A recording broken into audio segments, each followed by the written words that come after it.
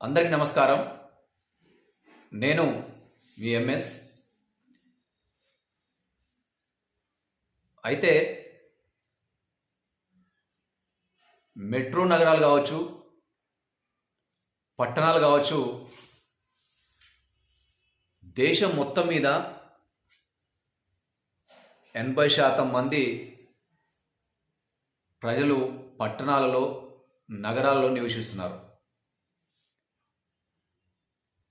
ఇందులో ఆశ్చర్యం ఏమిటి అని మీరు అనుకుంటే పొరపాటే. అయితే ఇక్కడే వచ్చింది చిక్కేంటంటే, దగ్గర దగ్గర విస్తరిస్తున్నటువంటి పట్టణాలలో 80-80% మంది నగరాలలో, పట్టణాలలో, మెట్రో నగరాలని ఎక్కువ శాతం జనాభా నివసిస్తున్నారు. అయితే వారు 20-30 చదరపు మీటర్లు ఉన్నటువంటి ఇల్లును కూడా, గృహాన్ని కూడా కొనలేని స్థితిలో, దౌర్భాగ్య స్థితిలో వాళ్ళు ఉంటున్నారు. దీనికి అంతటి కారణం ఏంటి? అయితే భూమి ధరలు పెరిగిపోవడం, ఇక నిర్మాణ వ్యయం పెరిగిపోవడం, అంతేకాకుండా ఏవైతే ముడి సరుకులు ఉన్నాయో ఆ ముడి సరుకుల వ్యయం రోజు రోజుకు పెరిగిపోతుండమే దీనికి ప్రధాన కారణం. ఇది నేను చెప్తున్న మాట కాదు, నీతి ఆయోగ్ ఈ మధ్యకాలంలో వెల్లడించిన నిజాలు ఇవి. రోజు రోజుకు పట్టణాలు విస్తరిస్తున్నాయి, పట్టణాలు పెరిగిపోతున్నాయి, పల్లెళ్ళు చిన్నబోతున్నాయి. ఉపాధి కోసమో, బతుకు తెరువు కోసం అని పొట్ట చేత పట్టుకొని పట్టణాలకు బయలుదేరుతున్న వారెందరో. ఇక మరీ ముఖ్యంగా ఇక్కడ ఇప్పుడు ప్రస్తుతంలో 50 కోట్ల మంది జనాభా పట్టణాలు నివసిస్తున్నారు. ఇది రాను రాను 2050 నాటికి ఈ జనాభా 85 కోట్లు దాటొచ్చు అని చెప్పేసి నివేదిక వెల్లడించడం జరిగింది. వీటన్నిటికీ ప్రజలకి మౌలిక సదుపాయాలు, వాళ్ళకు ఉండేందుకు కనీస అవసరాలు, మరి ముఖ్యంగా గూడు అనేది చాలా కనీస అవసరం. మీరు చూడండి, పట్టణాలలో పెద్ద బంగ్లాల దగ్గర చిన్న చిన్న గుడిసెలు వేసుకొని, పట్టాలు వేసుకొని బతికిడుస్తున్న జనాలు ఎందరో. అందుకనే ఖచ్చితంగా వారికి ఎంతో కొంత గవర్నమెంటే కేటాయించి ఇస్తే బాగుంటుంది అని చెప్పేసి నివేదించడం జరిగింది.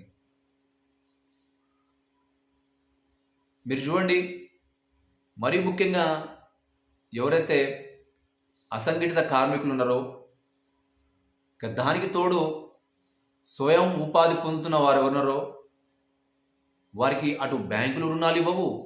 ఎందుకంటే వాళ్ళకు ఎల్లకాలం ఒక ఇన్కమ్ అనేది ఉండదు, పర్మనెంట్ సోర్స్ అనేది ఉండదు.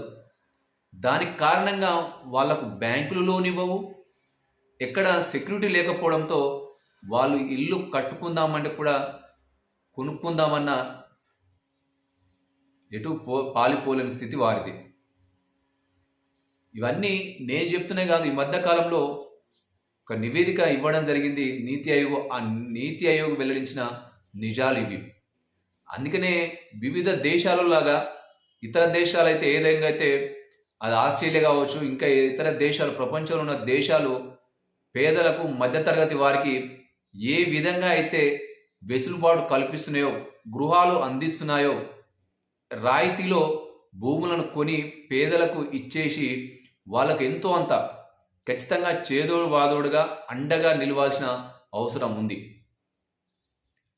మరి ముఖ్యంగా ఎవరైతే అసంఘటిత కార్మికులు ఉన్నారో, స్వయం ఉపాధి పొందుతున్న వారు ఎవరైతే ఉన్నారో వారికి ఖచ్చితంగా అటు కేంద్ర ప్రభుత్వం కావచ్చు, రాష్ట్ర ప్రభుత్వాలు కొని ఖచ్చితంగా అండగా, చేదోడు వాదోడుగా ఉండాల్సిన అవసరం ఉంది. గతంలో మనం చూసినాం కొన్ని ప్రభుత్వాలు ఇండ్లు నిర్మించి ఇవ్వడం జరిగింది. ఎందుకంటే ఒక 10 చదరపు మీటర్లు అంటే 10 నుంచి 30 వరకు చదరపు మీటర్లు భూమి కూడా కొనలేని పరిస్థితి ఈ రోజుల్లో ఉంది. అవునా కదా ఫ్రెండ్స్? మీరు ఒక్కసారి చూడండి, మీరు ఆలోచన చేయండి. రోజు రోజుకు పట్టణాలు విస్తరిస్తూ ఉన్నాయి. కానీ అక్కడ జనాలు ఏం పని చేస్తున్నారు, ఎలాంటి ఉపాధి పొందుతున్నారు, వాళ్ళ సంపాదన అంతా దేనికి వెళ్తుంది, ఖర్చులకు పోనీ ఏమైనా మిగులుతుందా లేదా అనేది రోజు రోజుకు నిర్మాణ వ్యయం పెరగడం, తర్వాత భూముల రేట్లు పెరగడం. మేము ఈ రోజుల్లో ఈరోజు పేపర్లో చూసినాం. అటు బంగారం కూడా కొండెక్కి కూర్చుంది, పరుగులు పెడుతుంది పసిడి. ఇక వెండి కూడా కొండెక్కింది, కిందికి దిగి రానంటుంది. ఇలాంటి పరిస్థితుల్లో వీటన్నిటికీ పరిస్థితులు ఏంటి? అంతర్జాతీయ పరిస్థితులా, లేకపోతే స్థానిక పరిస్థితులా? ఇంకా ఏ పరిస్థితుల్లో ఖచ్చితంగా మనం మేధావులు ఖచ్చితంగా మౌనం వీడాల్సిన అవసరం ఉంది, మాట్లాడాల్సిన అవసరం ఉంది. ఆర్థికవేత్తలు కూడా ఎనాలిసిస్ చేయాల్సిన అవసరం ఉంది. ఖచ్చితంగా పేదలకు, మధ్యతరగతి వారికి ఖచ్చితంగా అండగా నిలవాల్సిన అవసరం ఉంది. ఇతర దేశాల్లో ఎలాంటి సౌకర్యాలు కల్పిస్తున్నారో అది రెంట్ రూపంలో ఇస్తున్నారా, లేకపోతే ఇంకేమైనా కొన్నాళ్ళకు అగ్రిమెంట్ రూపంలో ఇస్తున్నారా, కొద్ది భూమిని ఇచ్చి మీరు ఇల్లు కట్టుకోమని చెప్పేసి ఆ విధంగా వెసులుబాటు కల్పిస్తున్నారా? ఇంతకుముందు ఇచ్చినట్టు నాకైతే బాగా గుర్తుంది. కొద్ది గొప్ప డబుల్ బెడ్రూమ్ లాగా ఇండిపెండెంట్ హౌసెస్ సిటీలో నిర్మించి ఇచ్చినట్లు కొద్దిగా గుర్తుకుంది. ఆ విధంగానే ఒక 30 గజాల 40 గజాల మరీ ఎవరైతే అసంఘటిత కార్మికులు ఉన్నారో, మరీ పేదవారు, మధ్యతరగతి వారు ఎవరైతే అక్కడ నివసిస్తున్నారో వారిని గుర్తించి పట్టణాలలో, నగరాల్లో గుర్తించి వారికి ఇల్లు ప్రొవైడ్ చేస్తే బాగుంటుంది అని చెప్పేసి మేమైతే మనస్ఫూర్తిగా కోరుకుంటున్నాం. ఇది మేము చెప్తున్న మాటలు కావు. ఈ మధ్య కాలంలో ఏదైతే నీతి ఆయోగ్ కావచ్చు, ఇంకా ఇతరేతర ఆర్థిక రీసెర్చ్ చేసిన సందర్భాల్లో నివేదికలు వెల్లడించడం జరిగింది. దగ్గరగా 80% 90% మంది మెట్రో నగరాలు, పట్టణాలు, నగరాలలో చాలా వరకు జనాభా బతుకుదెరువు కోసం అని చెప్పేసి పట్టణాల్లో నివసించడం జరుగుతుంది. కానీ వాళ్ళు ఎన్ని రోజులు జీవితాంతం వాళ్ళు పనిచేసినా, ఎంత కడుపు కట్టుకొని పనిచేసినా, రెయిన్బోలు పనిచేసినా వారు కనీసం ఒక 10 నుంచి 20 చదరపు మీటర్ల గజం కనీసం ఒక భూమి కొనుక్కోలేని పరిస్థితిలో ఉన్నారు. వీటన్నిటి కారణం ఏంటంటే భూముల రేట్లు అమాంతం పెరిగిపోవడం, మధ్యతరగతులు సామాన్యులకు భూమి రేట్లు అందకుండా పోవడం, ఇంకా దానికి తోడు నిర్మాణ వ్యయం రోజు రోజుకు ధరలు ఆకాశాన్ని అనటం కారణంగా పేదవాళ్ళు పేదవాళ్ళుగానే మగ్గుతున్నారు, ధనవంతులుగానే మిగిలిపోతున్నారు. అందుకనే ఖచ్చితంగా అందరికీ ఆర్థిక స్వావలంబన, ఆర్థిక సమానత్వం, సామాజిక సమానత్వం దిశగా అడుగులు వేస్తుంటే బాగుంటుంది. ఖచ్చితంగా ఆర్థిక సమానత్వం తీసుకొస్తే ఈ భారతదేశం ఖచ్చితంగా బాగుపడుతుంది. అంతేకాకుండా ఏదైతే నిరుద్యోగ వ్యవస్థ అంతరించిపోతుందో అప్పుడే భారతదేశ ఆర్థిక వ్యవస్థ కావచ్చు, ప్రపంచ ఆర్థిక వ్యవస్థ కూడా మెరుగుపడుతుందని నా యొక్క సలహా. కొంచెం దయచేసి ఈ వీడియో కొంచెం అందరికన్నా కొద్ది మంది కన్నా నచ్చుతుందని చెప్పేసి మనస్ఫూర్తిగా ఆశిస్తున్నాను. కొంచెం నచ్చితే షేర్ చేయండి, కొంచెం దయచేసి లైక్ చేయండి, కామెంట్ చేయండి సోదరులారా. బాయ్.